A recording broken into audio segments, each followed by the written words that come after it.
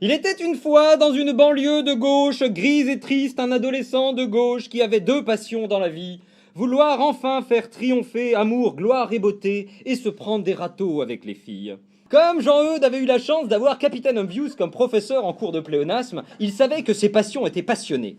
Et comme il était devenu un philosophe romantique à force de lire des grands philosophes pousse-caca pour faciliter un transit difficile, il se dit que si ses passions étaient passionnées, alors elles étaient forcément passionnantes. Et ni une ni deux, il se passionna pour ses passions passionnantes.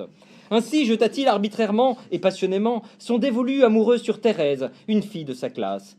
Thérèse était lourde, mal faite et trop bavarde, et comme personne n'avait envie de la voir, elle ne serait sûrement montée qu'à ses débuts avant de tomber dans un oubli mérité. On aurait dit une pièce de théâtre de BHL ou de Victor Hugo. Mais las, à peine s'était-il déclaré qu'il dut essuyer un refus avec Thérèse et une tâche avec un mouchoir. Le soir même, il écrivit pour Thérèse ce poème déchirant. « Ô Thérèse, je t'aime plus que tout, tu es ma beauté, mon cachou.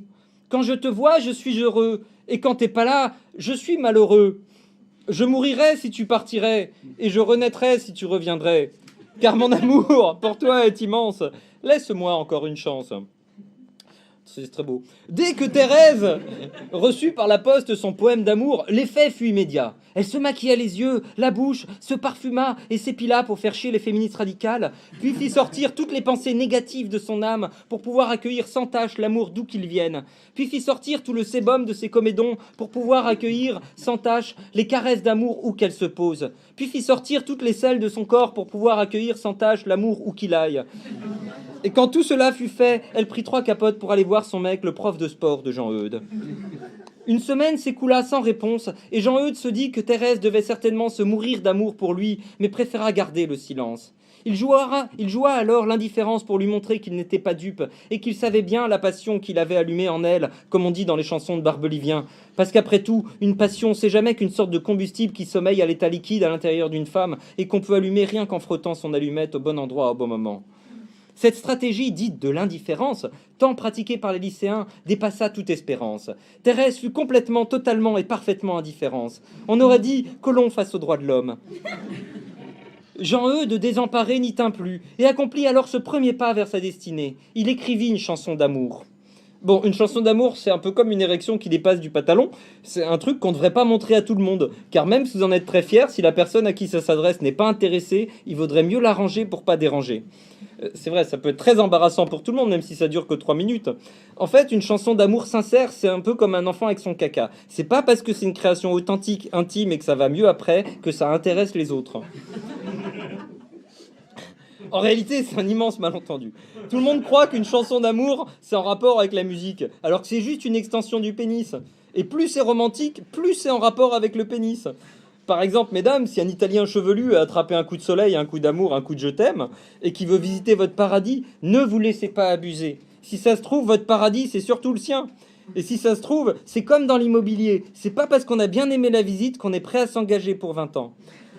Le conseil est aussi valable pour les enfants. Si vous croisez un vieux moustachu en chemise canadienne qui vous propose des jeux dans les vagues près du quai, ou un moustachu qui veut vous dire des mots bleus, ou même un face de base jump qui veut vous aimer rien qu'une nuit, continuez votre chemin, quitte à ce que ces êtres romantiques rêvent de vous si fort que les draps s'en souviennent. De même, si vous comptez acheter une voiture allemande et que votre concessionnaire Mercedes vous propose de faire zoom zoom zen dans sa Benz Benz Benz, ne vous laissez pas impressionner. Ce jargon mécanique pourrait très bien dissimuler une subtile allusion sexuelle. Et bien sûr, si vous vous promenez un jour toute seule le long d'un chemin de campagne tout tordu avec des cailloux au milieu et que vous croisez un monsieur au fort accent du sud-ouest qui veut écrire des trucs en puisant en langue de vos yeux, fuyez. C'est un coup à finir éborgné. Mais Jean-Eudes voulait croire à l'amour autant qu'à son talent. Et il appliqua alors la fameuse formule qui garantit un succès amoureux à tout prétendant malheureux et qu'on appelle la méthode Clo-Clo.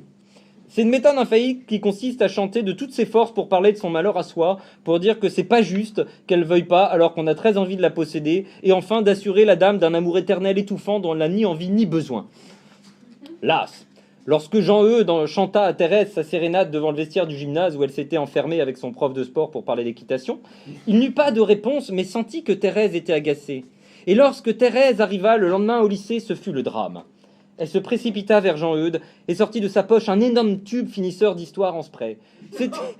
C'était une bombe d'insecticide anti-chanteur de variété avec des morceaux d'hommage de Michel Drucker à l'intérieur.